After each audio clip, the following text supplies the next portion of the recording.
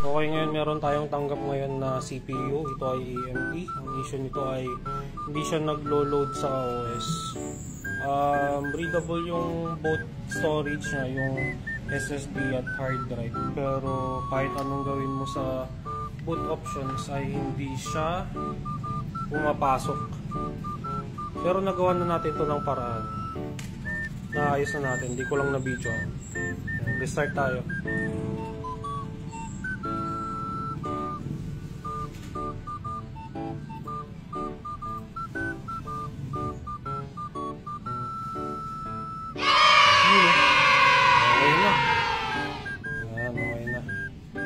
Ito lang pala yun, yung pinalitan natin.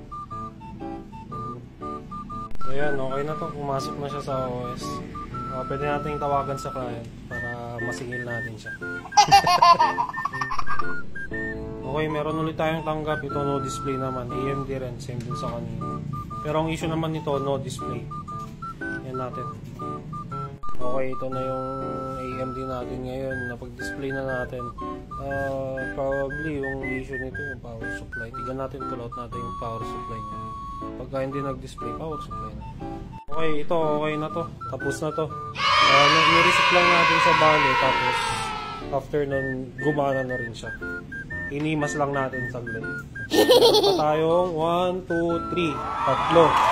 Tapos ito, okay na rin to. Hindi na lang kay client. Ito yung kanina. Tapos meron pang isa dito ongoing.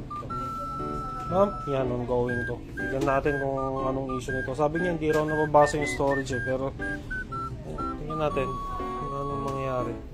Ito, okay na rin to. Lumating sa atin na beep beep beep lang siya. Beep lang ng beep. Umangat yung processor. May baluktot na tuwid naman natin. Okay na siya. Boot na siya dyan.